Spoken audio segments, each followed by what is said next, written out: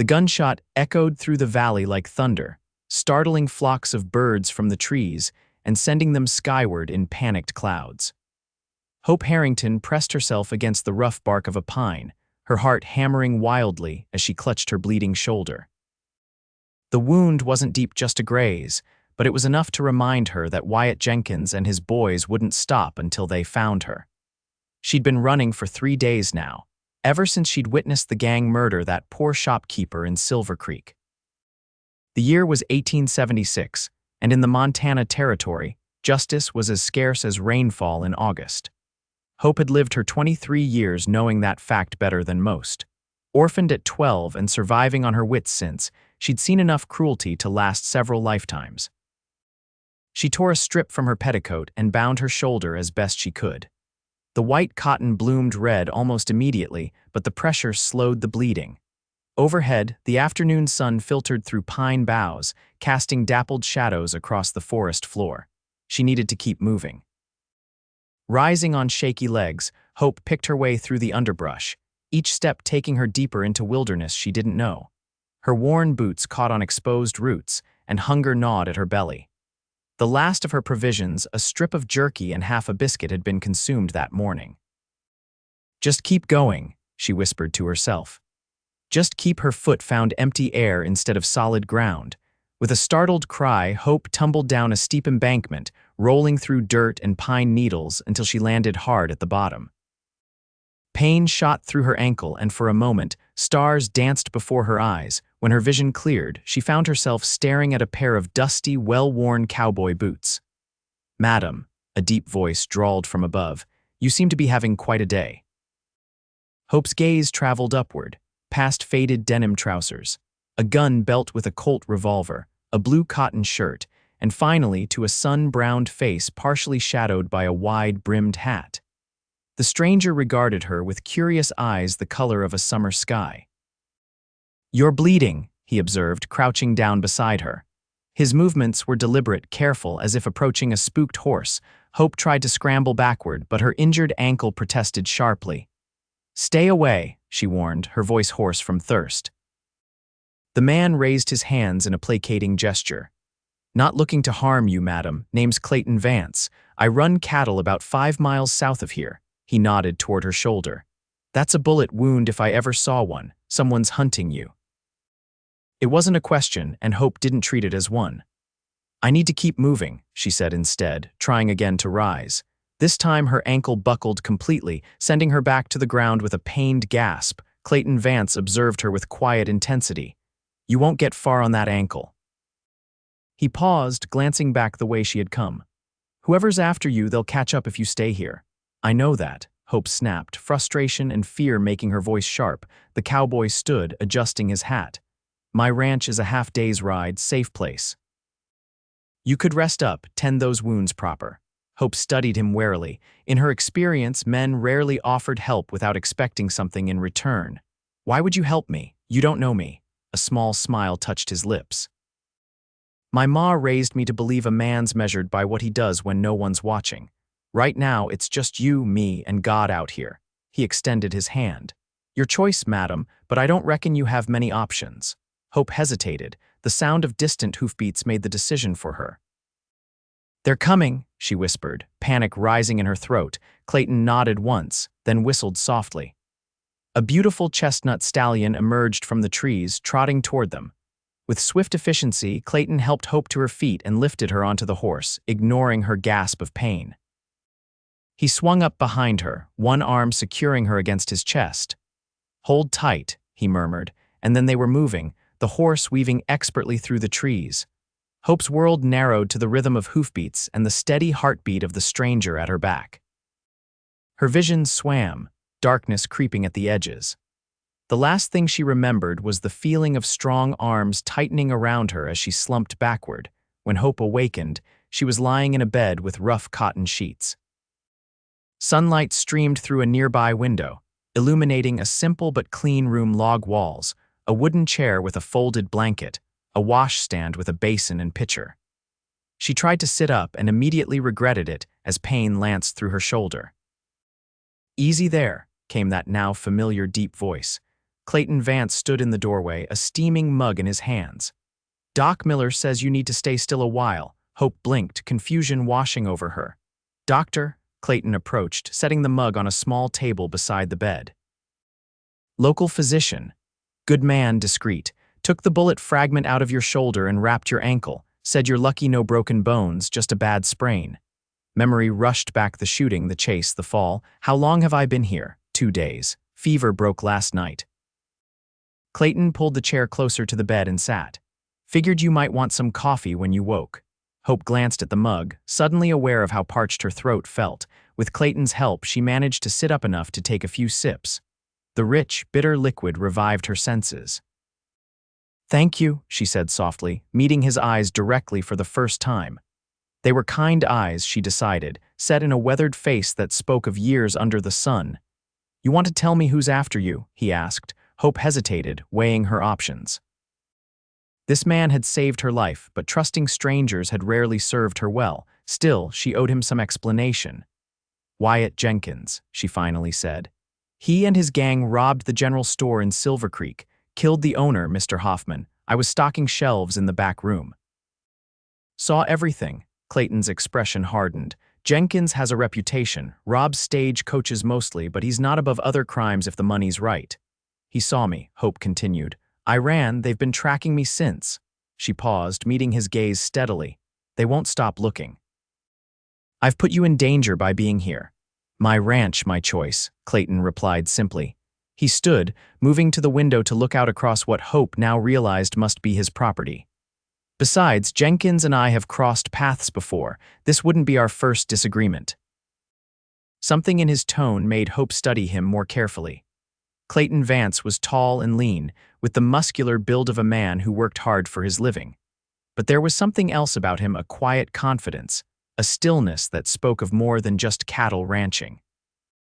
"You were a lawman," she guessed. A brief smile touched his lips.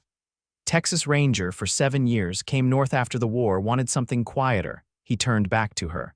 "Rest now. We'll figure things out when you're stronger." Over the next few days, Hope's strength gradually returned. Her ankle remained tender but could bear weight, and her shoulder wound began to heal cleanly.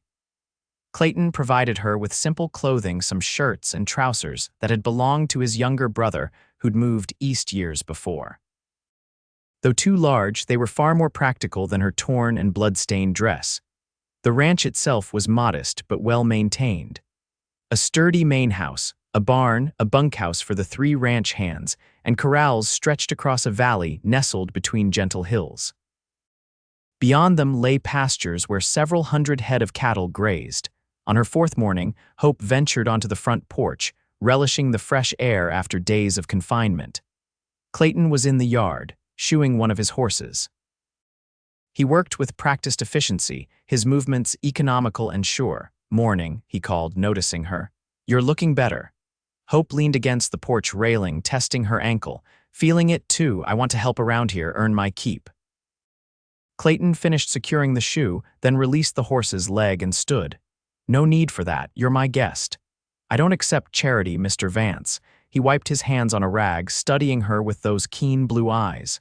"Clayton," he corrected. "And it's not charity to help someone who needs it." "Still," Hope insisted. "I can cook, clean, mend. I'm good with numbers too. Kept the books at the general store." Clayton's expression softened. "Stubborn, aren't you?" "Have to be," she replied simply. He nodded, as if her answer confirmed something he'd already suspected. "All right. Ruth, she's my housekeeper. Comes in from town twice a week, could use some help with the preserving. Garden's producing more than we can eat fresh." Hope smiled, genuinely pleased at the prospect of useful work. "I can do that."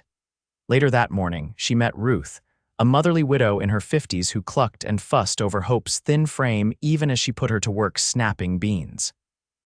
The kitchen was warm and fragrant with the smell of baking bread, and for the first time in years, Hope felt something like peace steal over her. "How long have you worked for Mr. Vance?" she asked as they prepared jars for the beans. Ruth measured sugar into a large pot. "Going on 8 years now, ever since he first bought this place. Came here with nothing but determination and some savings from his ranger days." She glanced at Hope. "He's a good man, best employer I've ever had." He seems it, Hope agreed, though I can't figure why he'd risk helping me. Ruth's hands stilled briefly. Clayton's got his reasons for standing against men like Jenkins, lost his wife and daughter to raiders back in Texas. Some things change a man forever. Hope absorbed this information silently, imagining the pain such a loss would bring. It explained something of the sadness she occasionally glimpsed in his eyes. The days fell into a pattern.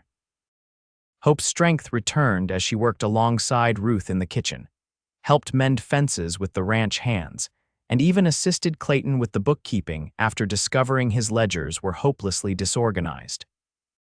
Evenings often found them on the porch, watching the sunset while Clayton smoked his pipe and occasionally shared stories of his ranger days.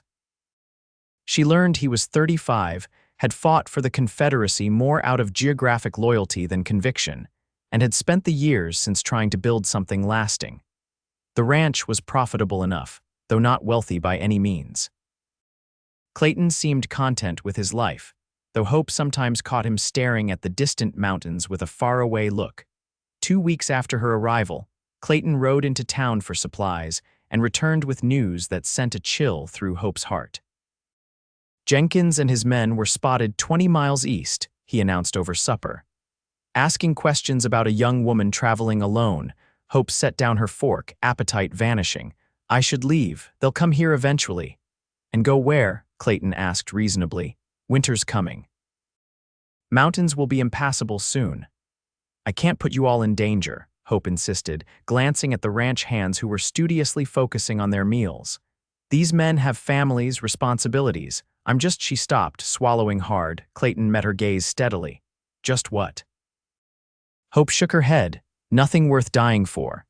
Later that night, unable to sleep, Hope slipped out onto the porch. The air was crisp with autumn's approach, stars brilliant in the vast Montana sky. She heard the door open behind her but didn't turn. Can't sleep. Clayton asked, joining her at the railing. Thinking about tomorrow, she admitted. I've decided to head for Helena. There's a stage that runs north. I can disappear there. Clayton was quiet for a long moment. You could stay, he finally said, his voice softer than she'd ever heard it. Something fluttered in Hope's chest, a feeling she couldn't afford to examine. You know I can't. Why not? His question hung in the cool night air. Hope turned to face him directly. Because men like Jenkins don't forget. Because I won't be responsible for bringing violence to your door. Because she stopped, frustrated by emotions she couldn't articulate. Clayton stepped closer. Because what? Because I'm not worth the trouble, she whispered, the words catching in her throat. Clayton's gaze held hers, unwavering in the moonlight. Then I ain't worth the name, he said firmly. A man who'd turn away someone in need isn't a man at all. The conviction in his voice startled her. You barely know me. I know enough, he replied. Know you're brave, hardworking. Know you face your fears instead of running from them. Know you've brought more life to this place in 2 weeks than it's seen in years. He paused, seeming to choose his next words carefully. And I know that I'm not ready to see you leave. Hope's heart hammered against her ribs. Clayton, whatever she might have said, was interrupted by the distant sound of hoofbeats, approaching fast. Clayton's posture changed instantly, alert and tense. Get inside, he ordered quietly. Wake the boys, tell them to arm up. Hope hesitated only a moment before hurrying to obey. Within minutes, the ranch hands were positioned strategically around the house, rifles ready. Clayton stood on the porch, his own Winchester cradled in his arms as 5 riders approached the yard. That's close enough, Clayton called out when they were within earshot. The riders stopped, spreading out in a loose semicircle. The leader, a tall man with a bushy beard, spat tobacco juice onto the ground. Evening, Vance, heard you might be harboring a fugitive. No fugitives here, Jenkins, Clayton replied evenly. Just me and my people. Wyatt Jenkins laughed, an ugly sound in the quiet night. See, that's not what I heard. Word in town is you've got a young lady staying here. Dark hair, green eyes, wounded shoulder. His gaze flicked to the windows of the house. Sound familiar. Hope watched from inside, pistol in hand, as Clayton shifted his stance subtly. The lady you're describing is under my protection. She's not a fugitive, she's a witness to your murder of Samuel Hoffman. Jenkins's smile vanished. That's a dangerous accusation, ex-Ranger. It's the truth, Clayton replied. "And if you want her, you'll have to go through me and my men." The tension stretched taut as a bowstring. Hope could see Jenkins calculating the odds 5 against 4, but Clayton's men had the advantage of cover. Finally, Jenkins shrugged. "Another time then," he said, but his eyes promised retribution. "We'll be around." Clayton didn't move as the riders wheeled their horses and disappeared into the darkness. Only when their hoofbeats faded did he lower his rifle and turn toward the house. His face was grim when he entered. "They'll be back," he said simply. "With more men." Hope set her pistol on the table, hands trembling slightly. "I'm sorry, this is exactly what I feared." Clayton shook his head. "Don't apologize for other people's evil." He turned to the ranch hands. "Double the watch tonight. Tomorrow we prepare." After the men had returned to their posts, Hope followed Clayton to his study.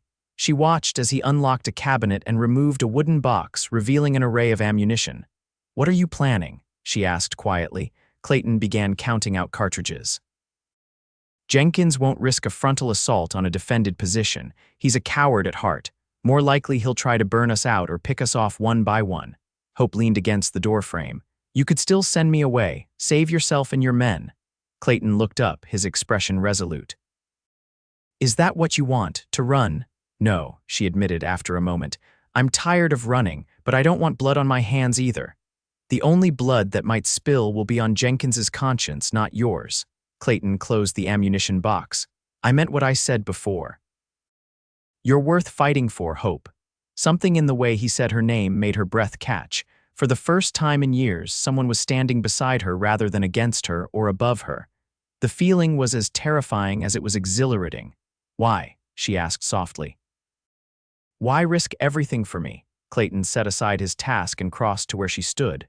Gently, he took her hands in his. "Because in the short time you've been here, you've reminded me what it means to care about someone again." His thumbs traced circles on her palms.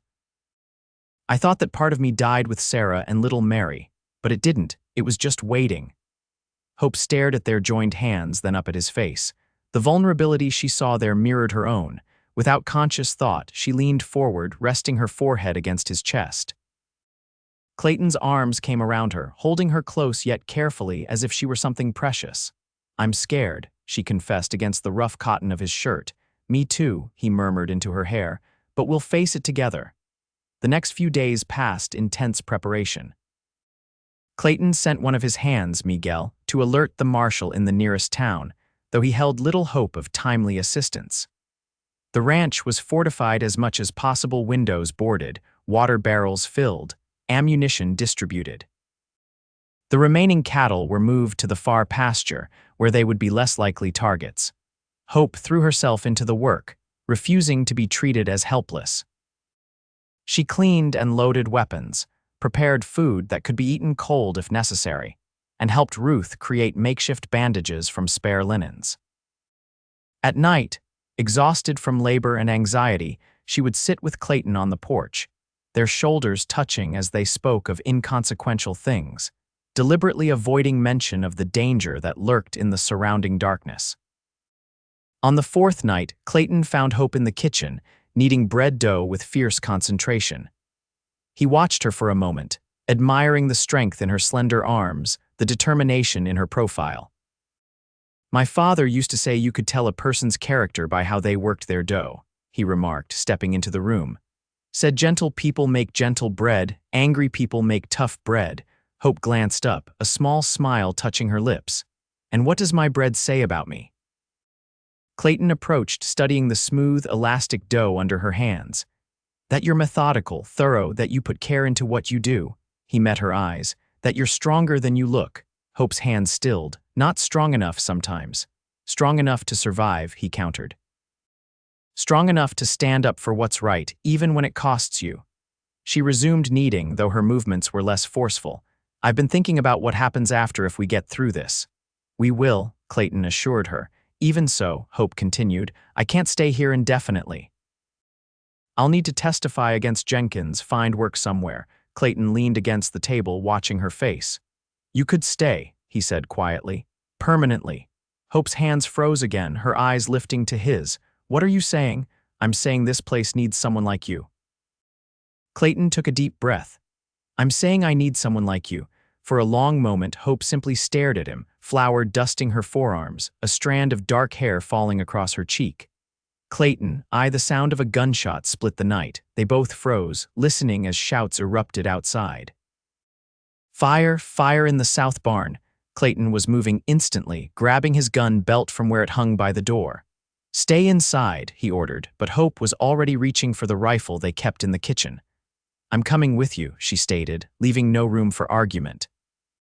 Outside, flames licked at the small barn where hay and tools were stored. Two of Clayton's men were already forming a bucket line from the well, while the third, Eduardo, returned fire toward the darkness beyond the corral. They're using the fire as a distraction, Clayton shouted to Hope above the chaos. Stay low.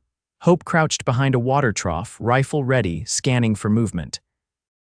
The orange glow of the fire cast eerie, dancing shadows across the yard, making it difficult to distinguish threats from harmless shapes. She heard Clayton directing his men, his voice calm despite the danger. A flicker of movement caught her eye, not near the barn, but approaching the house from the opposite direction. Without hesitation, Hope sighted along the rifle and fired. A cry of pain rewarded her vigilance. There, she called to Clayton. Behind the woodpile. Clayton signaled to Eduardo, and together they advanced on the position, laying down covering fire. Hope remained where she was, watching for other threats. The smell of smoke filled the air, along with the acrid scent of gunpowder. More shots rang out, this time from the direction of the main road.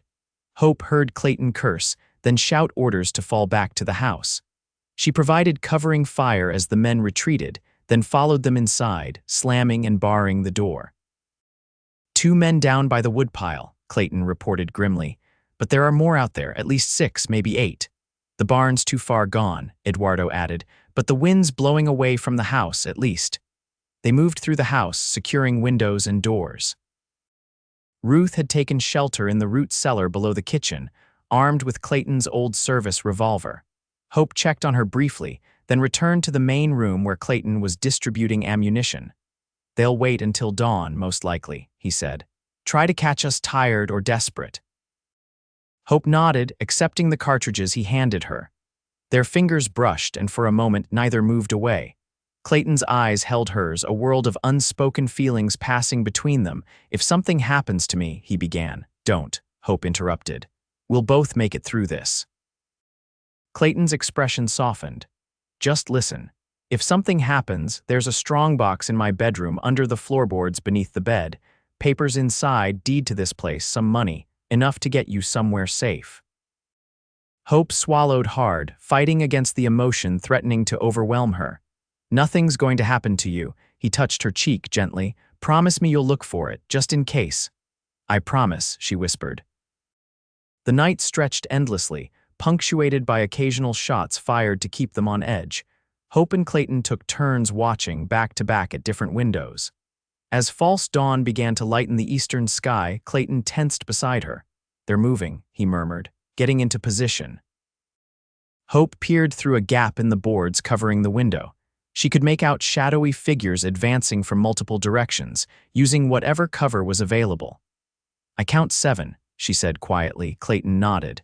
Eduardo has the back, Miguel the side door, we take the front. They positioned themselves, rifles ready. The first shot shattered what remained of the front window, sending splinters of glass and wood flying. Hope and Clayton returned fire methodically, aiming for movement rather than clear targets. The gunfight escalated quickly, bullets thudding into the walls of the house as Jenkins's men closed in. Hope reloaded with practiced movements, trying to maintain her focus despite the chaos. Beside her, Clayton fired steadily, his expression grimly determined. A cry from the kitchen told them Miguel had been hit. Hope moved to help him, finding the young ranch hand clutching his arm, blood seeping between his fingers. Just a graze, he insisted through gritted teeth as Hope bound the wound. When she returned to the main room, Clayton was no longer at his post. Panic flared within her until she spotted him crouched near the door, checking his revolver. What are you doing? She demanded. They're too close to the house, he explained tersely. I need to drive them back or we'll be overrun. Horror washed over her. That's suicide. I'll create a diversion. You and the boys pick them off when they show themselves. Clayton's expression brooked no argument. It's our only chance. Hope grabbed his arm. Then I'm coming with you. No. His voice was firm. I need you here covering me. Before she could protest further, Clayton pressed something into her hand, a small, worn photograph. It showed a younger Clayton with a pretty blonde woman and a little girl. Keep it safe for me, he said softly. Then, unexpectedly, he pulled her close and kissed her brief but fierce, a promise and a farewell all at once. Before Hope could recover, he had slipped out the side door and disappeared into the growing light. Heart pounding, Hope returned to her position at the window. For several agonizing seconds, nothing happened. Then gunfire erupted from the direction of the corral, followed by shouts of confusion. Hope glimpsed Clayton darting between barrels and crates, drawing fire away from the house. She sighted along her rifle, picking off a man who rose from behind a water trough to aim at Clayton. Eduardo's rifle cracked from another window, downing a second attacker. For a moment, it seemed Clayton's plan was working. Jenkins's men were breaking cover, making themselves targets.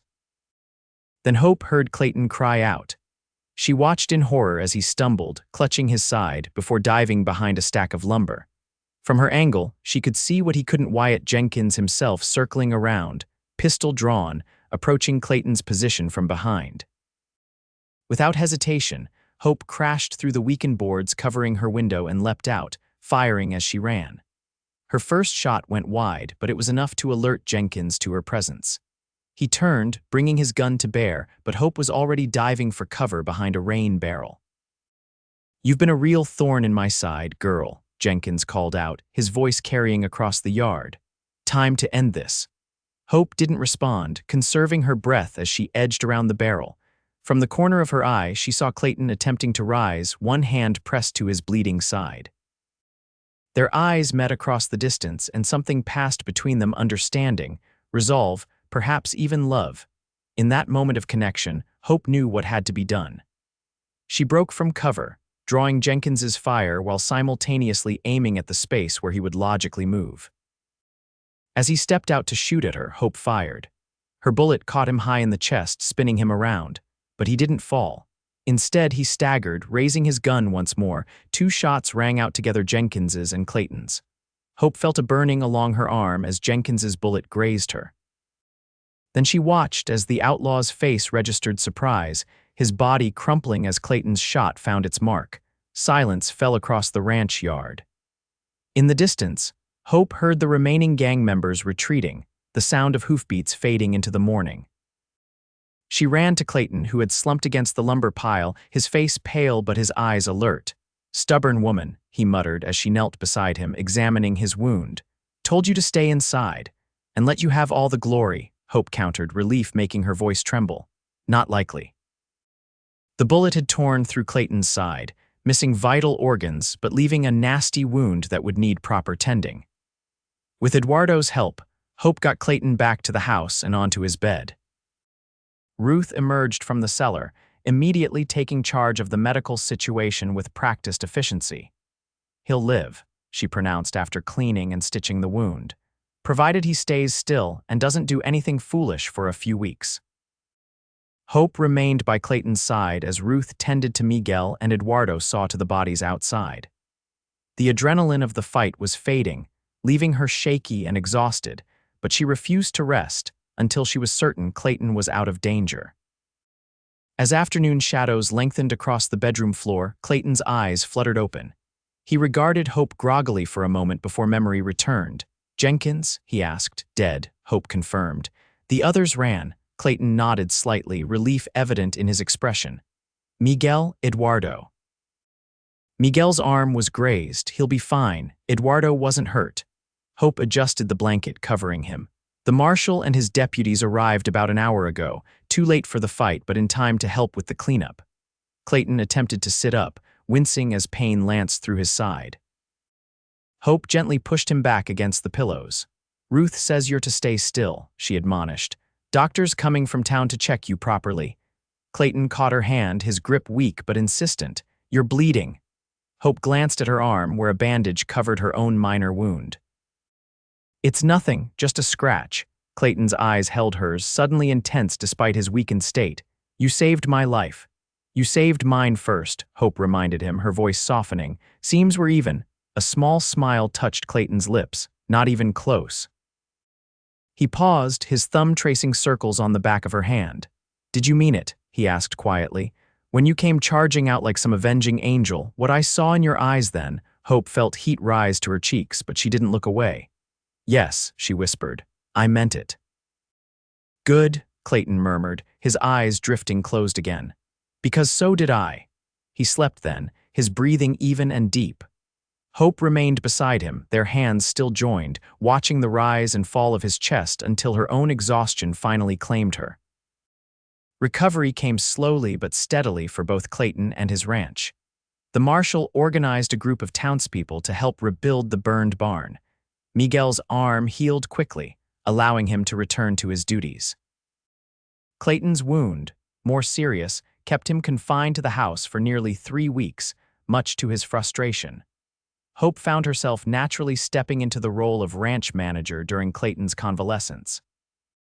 She supervised the rebuilding, balanced the ledgers, and even negotiated the sale of a dozen horses to a passing cavalry detachment.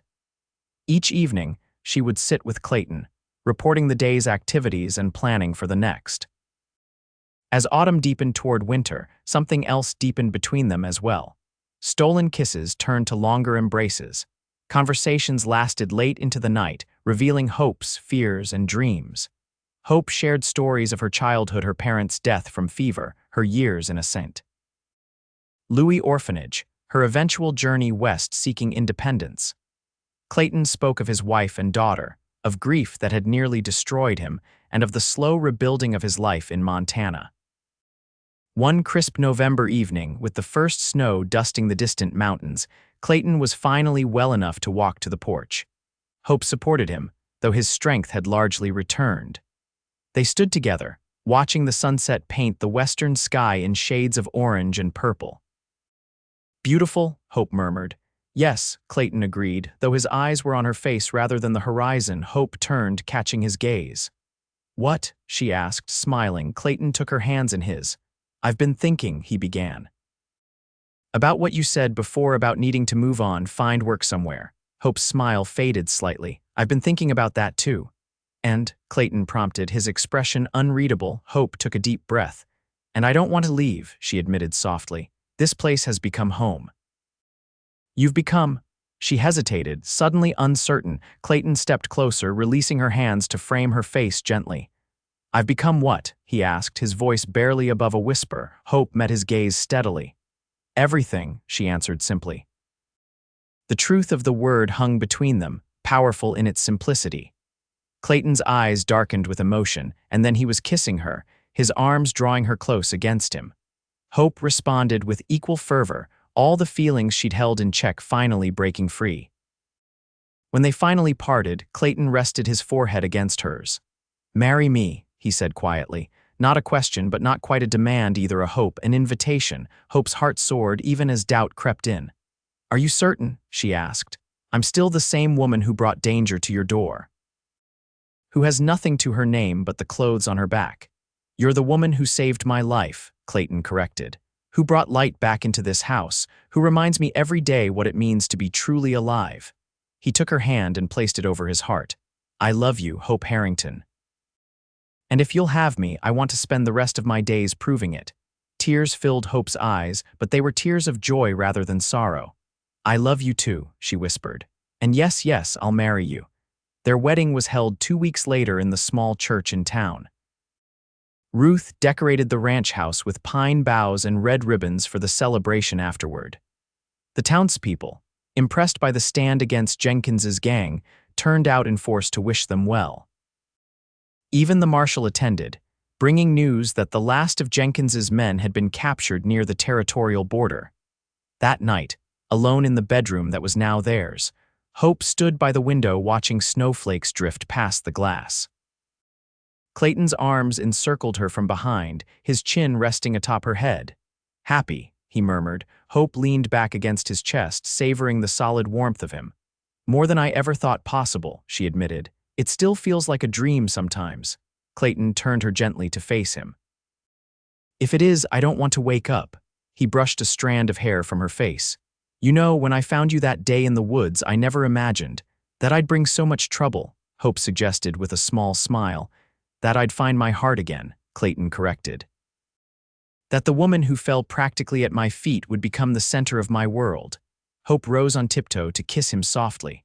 Remember what I said that night on the porch, that I wasn't worth the trouble? Clayton nodded, his eyes never leaving hers. I was wrong, Hope said quietly. And so were you, in a way, because you are worth the name the best man I've ever known, and together we're worth everything. Outside, snow continued to fall, blanketing the ranch in pristine white. Inside, Hope and Clayton held each other close, two souls who had found in each other not just love, but home. Spring came to Montana in a riot of wildflowers and new grass.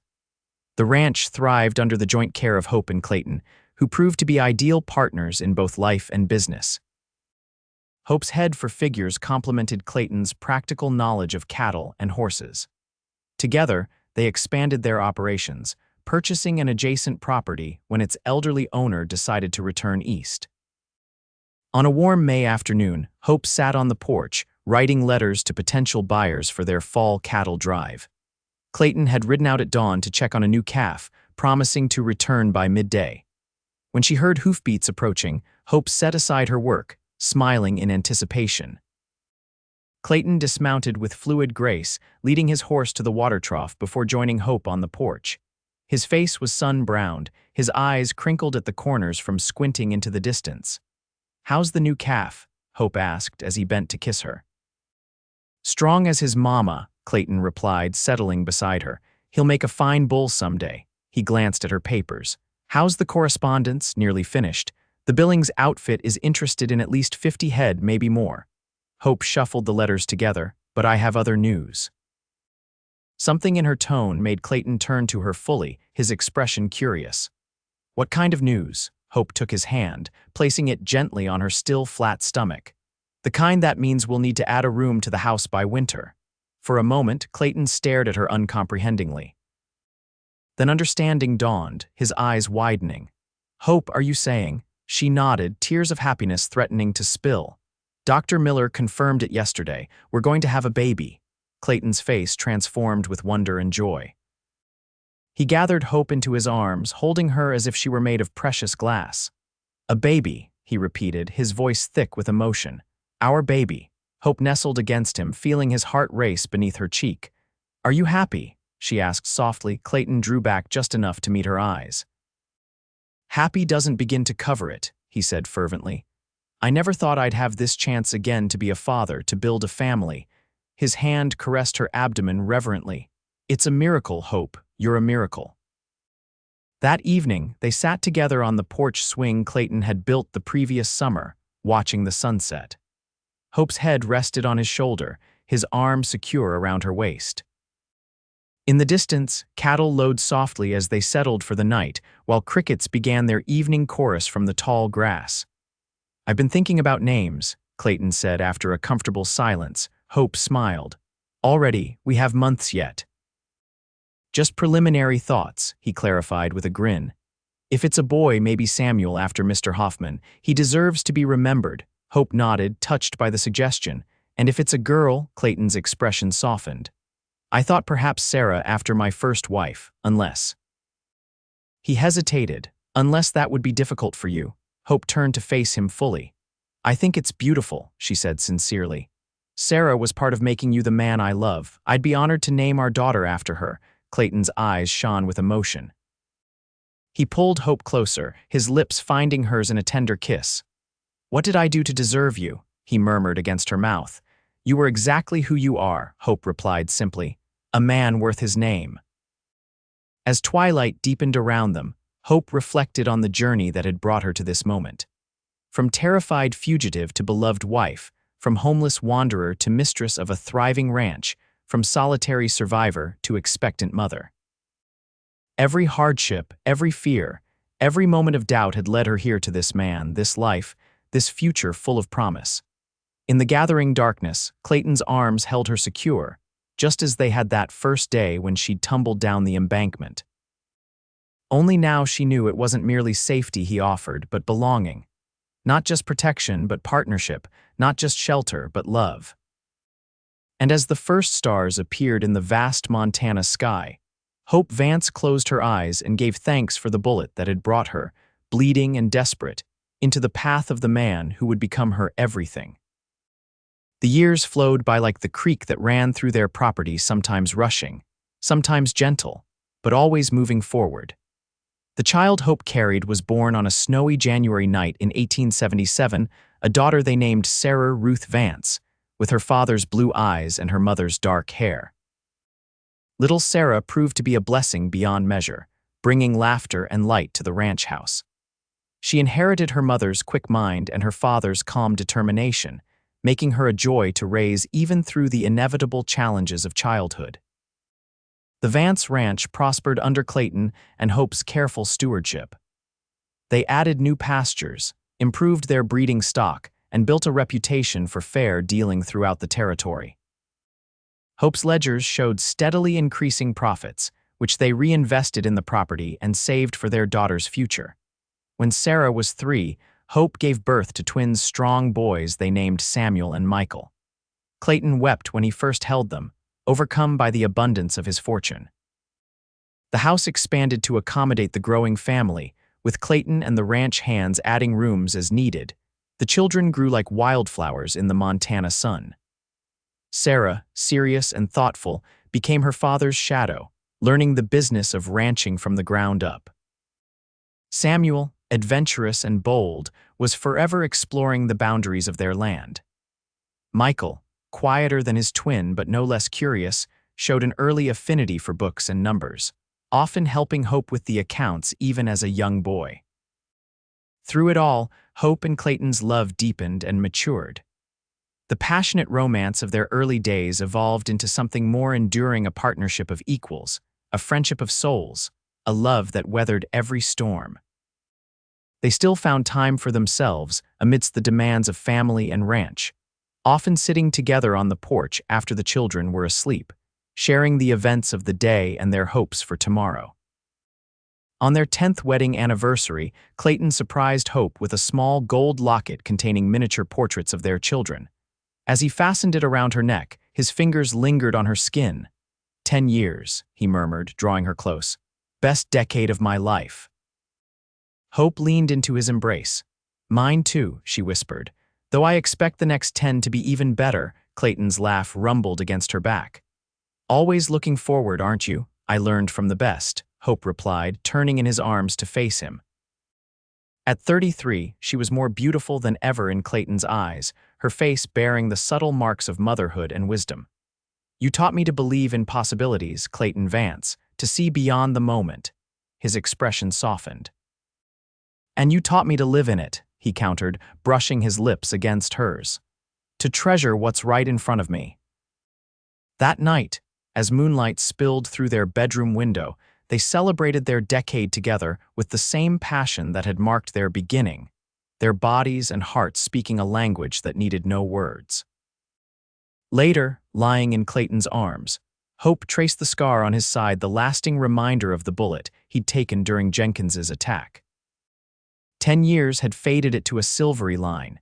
Just as time had transformed the trauma of those days into a story, they sometimes told their children a tale of courage and conviction, of standing one's ground, of fighting for what mattered. Do you ever wonder, Hope asked softly, what would have happened if I hadn't fallen down that embankment that day? If you hadn't been riding that particular trail? Clayton's hand moved gently through her hair. Sometimes, he admitted. But then, I remember what my grandfather used to say, that certain souls are meant to find each other, no matter the circumstance. That true connections will forge themselves one way or another. Hope smiled against his chest. Your grandfather was a wise man. He would have loved you, Clayton said with certainty. Almost as much as I do. In the years that followed, the Vance family weathered their share of challenges. A harsh winter in 1881 threatened their cattle. A drought the following summer tested their resources. Clayton's old war injuries sometimes troubled him during cold spells, and Hope contracted pneumonia one spring that left her weakened for months. But for every hardship, there were countless joys. Sarah's first solo ride on her pony. The twins' elaborate fort-building projects. Summer picnics by the creek. Christmas gatherings that grew larger each year as ranch hands brought wives and children of their own. The quiet moments between Hope and Clayton, a shared glance across a crowded room, a hand sought and found in the darkness, the wordless understanding of two people who had built a life together. Montana achieved statehood in 1889, bringing changes both subtle and profound to the territory the Vances called home. The railroad extended its reach, making travel and shipping easier but bringing more settlers to the once empty lands. Towns grew into cities. Progress marched steadily westward. Through it all, the Vance Ranch remained a constant, adapting when necessary, preserving what mattered most. Hope and Clayton ensured their children understood both the value of tradition and the importance of growth. They taught them to respect the land, to deal fairly with others, to stand firm for their convictions. By the time Sarah turned 18 in 1895, she was fully capable of running the ranch operations. The twins, at 15, were nearly men themselves, Samuel already taller than his father, Michael showing a gift for mathematics that had the local schoolteacher suggesting college. On a golden afternoon in late September, Hope stood on the hill behind the main house, gazing out over their property. The cattle grazed peacefully in the distance. The barns and outbuildings, some new, some original but well-maintained, formed a tidy cluster near the creek. And the house itself, expanded and improved over 2 decades, stood as a testament to the life she and Clayton had built. She heard his footsteps before she felt his presence beside her. At 54, Clayton moved more deliberately than he once had, but his posture remained straight, his eyes still keen. Gray threaded his hair now, and lines of experience marked his face, but Hope found him more handsome than ever. "Penny for your thoughts," he said, following her gaze across the landscape.